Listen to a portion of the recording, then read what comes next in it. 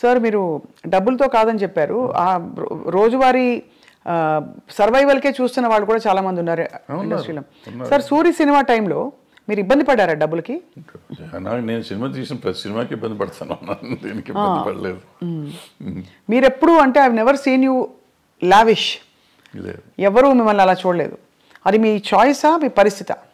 పరిస్థితే, చాయిస్ ఉంది. ఇప్పుడు ఏదైనా సినిమాలో డబ్బులు వచ్చి ఉంటే డెఫినెట్గా దీనికి వాడుకుంటాం కదా. ఎక్సెప్ట్ స్వర్ణక్క నాకేమైందంటే బై ద టైం నేను కొద్దిగా రీజనబుల్గా డబ్బులు సంపాదించే సినిమాలు వచ్చేటప్పటికి నాకు బ్యాక్లాగులు ఉంటావచ్చు. ఆ బ్యాక్లాగులు తొలగించుకుంటూ రావటానికి సో ఇప్పుడు కంఫర్ట్ జోన్లోకి రాలేకపోయాను.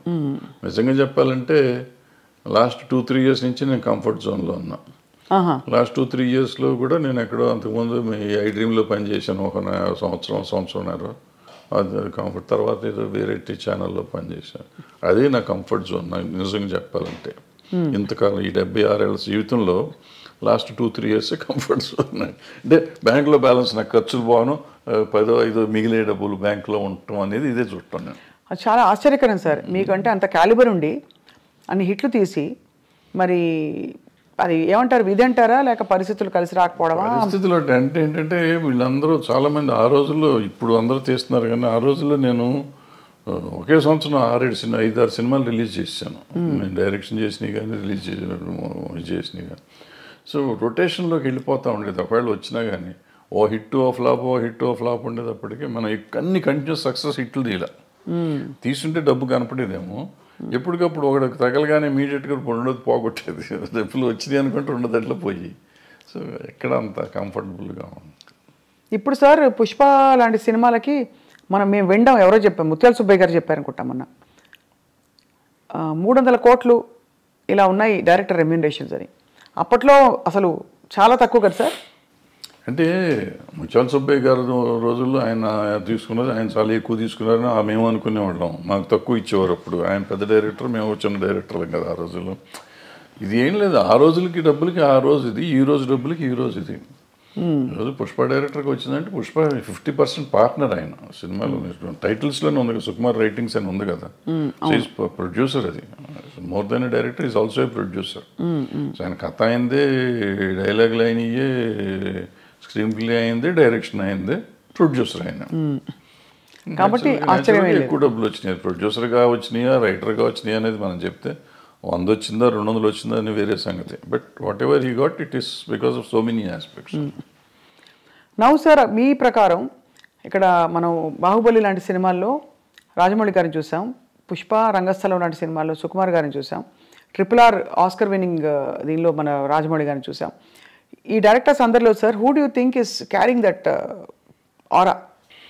అంటే వాళ్ళు రకాల్లో వాళ్ళు ఇది ఉన్నారన్న. ఇప్పుడు రాజమౌళి గారిని చూస్తున్నాం.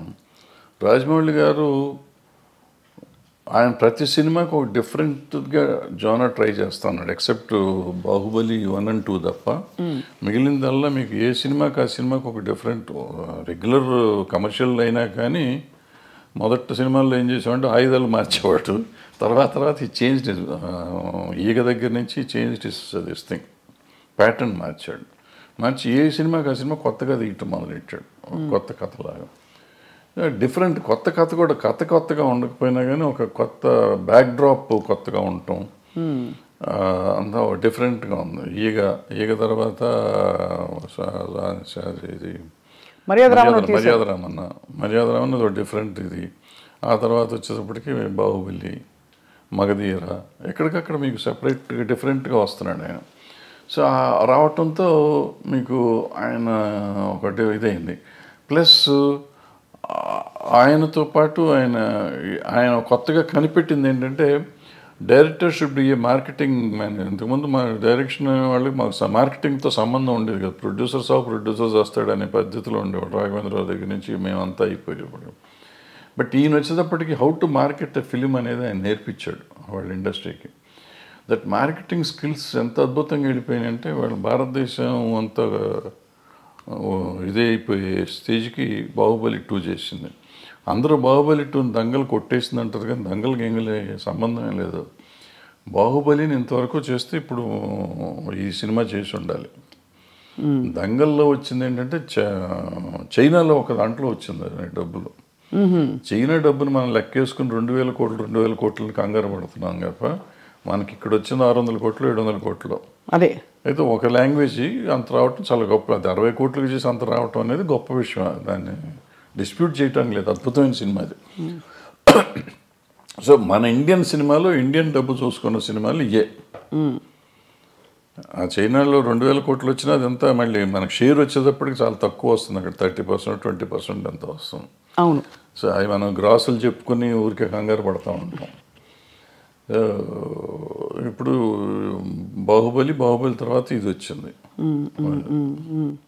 అలా అంటే మీరు అన్నది రాజమౌళి గారిది చాలా ఒక డిఫరెంట్ టెక్నిక్. ఈయన వచ్చేటప్పటికి ఈయనన్నీ లెక్కలు చేసిన సినిమాలు వదిలిపెట్టి ఈయన డిఫరెంట్గా చేసిన సినిమాలు ఈయన సిట్ అయినాయి చూడండి మీరు. అంతకుముందు మీరు ఆర్య చేసాడు. ఆర్య డిఫరెంట్గా ఉంటుంది.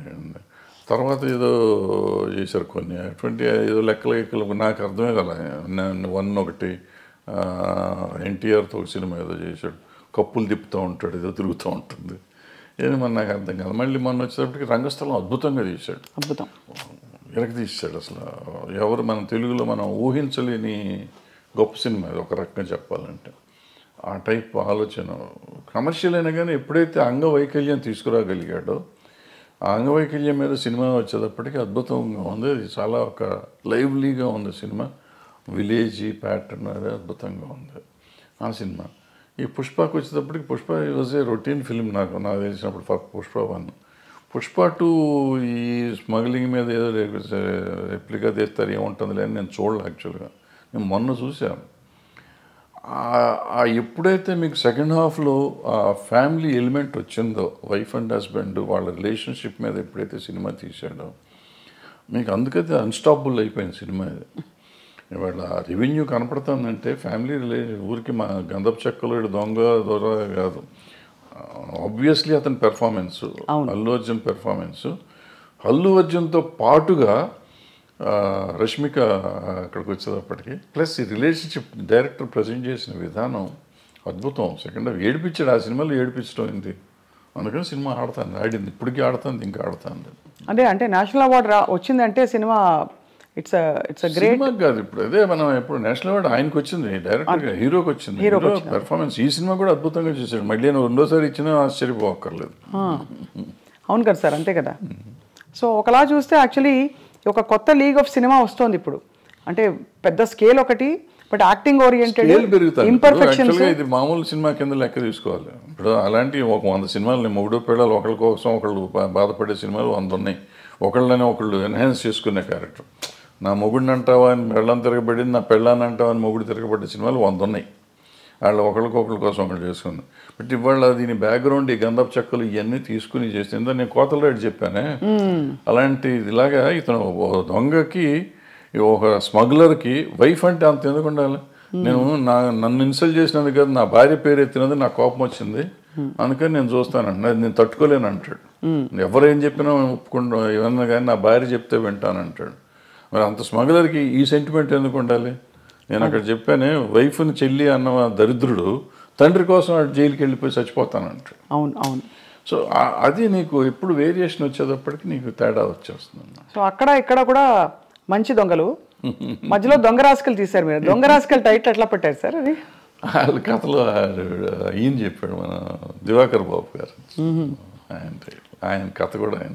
నేను ఆ టైటిల్ ఒక్కటే చూసి మీ సినిమాలన్నింటిలో మీరే పెట్టుకుంటారు. రైటర్ ఆయన, అతను మన తమిళ ఆయన రైటర్. సో భలే ఒక long innings, 50 years in the industry. Everybody అందరూ మిమ్మల్ని అంత గౌరవిస్తారు, ఇప్పటికీ ఇష్టపడతారు. కానీ మీరు కుండ బద్దలు కొట్టి మొహమ్మీ చెప్పేస్తారన్నీ. ఎప్పుడు మీకు శత్రువులు తయారు అవ్వలేదా? ఉన్నారు, కొంతమంది అవుతారు, కొంతమంది తిడతానే ఉంటారు, అప్పుడప్పుడు తిడతా ఉంటారు. నన్ను చంపేస్తా ఉన్నాడు కూడా ఉన్నది. ఉన్నారా? నడుస్తూ ఉంటారు. అంటే ఏ ఇష్యూలో సార్? ఏదో ఒక ఇష్యూలో వాళ్ళకి నచ్చని ఏదైనా చెప్తే కోపం వస్తుంది కదా. ఎవరు సార్? నేను దాసనారాయణరావు గారు, నేను కృష్ణ గారు భయంకరంగా పోట్లాడుకున్నాం. అవునా? ఎలా పోట్లాడుకున్నారు? ముఖాలు కూడా చూసుకునే లెవెల్లో పోట్లాడుకున్న తర్వాత మేము ఇద్దరం అసలు నేను కృష్ణ గారు కానీ నేను దాసనారాయణ